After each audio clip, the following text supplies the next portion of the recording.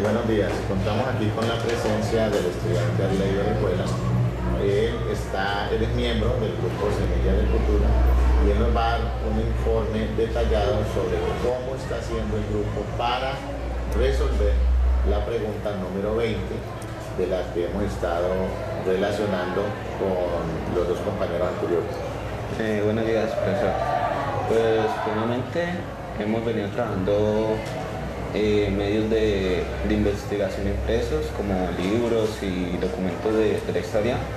Por ejemplo, en el grupo hemos venido trabajando los textos como Geografía Humana de Colombia, La protesta en el suroccidente colombiano en el siglo XIX y Mujeres, Castas y Sociedad, que es uno de los libros que da el Ministerio de Educación para el ampliamiento de los conocimientos de los jóvenes en la búsqueda de la respuesta de la pregunta número 20.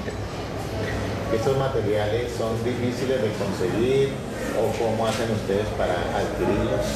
No, pues no es lo difícil cómo conseguirlos, sino saber cómo conseguirlos. Por ejemplo, tenemos que ir a bibliotecas, buscar información en internet, cosas así. Cuando ustedes están haciendo estas lecturas, ¿se sienten involucrados con ellas? ¿Se sienten identificados con esta lectura sobre los esclavos? Pues en parte sí, porque o sea, tras de que se trata de un tema que nos abarca a todos como país y como personas, también nos lleva a nosotros a entender y a reflexionar cómo sucedió todo en el pasado. O sea, no es solamente venir y aprender qué ha sucedido en la historia, sino también familiarizarnos con esto. Según la intención del Ministerio de Educación, es tratar de reescribir la historia de nuestro país al cabo de 200 años ya de la independencia. ¿Ustedes en el grupo consideran que el trabajo que se está haciendo es valioso o es un trabajo regular? ¿Cómo lo calificarían ustedes? Pues de mi parte, desde mi punto de vista, para mí es muy importante porque tras de que durante mucho tiempo en libros de historia y lo que se ha venido enseñando hay varios errores, se podría decir así, con respecto a la historia de Colombia. O sea, no siempre todo lo cuentan a señal de cómo pasó, sino que también modifican para beneficiar a algunos personajes y para empañar la reputación de otros. La parte de la historia de nuestro departamento con respecto pues a la liberación de los esclavos, ¿cómo es vista a nivel del grupo? Es decir, ustedes saben que Catherine diseñó una pregunta. ¿Esto los involucró a todos como equipo de trabajo o necesitaron otro tipo de motivaciones para empezar a encontrar soluciones a la pregunta planteada por Catherine? No, pues primero que todo fue la base de lo que estamos trabajando en este momento.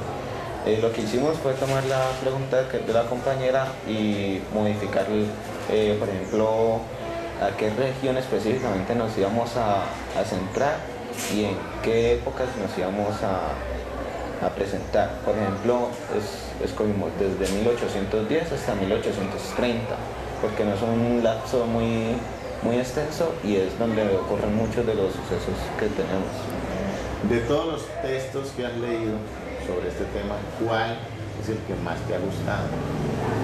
Pues primeramente el que más me gustó fue el que me asignaron a mí, que fue La protesta en el suroccidente colombiano en el siglo XIX, porque es que relata muy bien cómo se vivió la época de la independencia para los esclavos en el Valle del Cauca y cómo fue su desenvolvimiento en las batallas de independencia, en el trato de los esclavos, cosas así. Muchas gracias. Yo creo que la colaboración que ustedes nos han dado pues para nosotros ha sido un apoyo y en la medida en que nosotros empecemos también a involucrarnos en la solución de este tipo de preguntas, entonces estaremos comunicándonos para ver en qué otras personas ustedes nos pueden apoyar y a su vez nosotros podemos hacer un intercambio de información para que el objeto de aprendizaje, que es la liberación de los esclavos en el Valle del Cauca, quede lo mejor preparado posible. Bueno, muchas gracias. muchísimas gracias.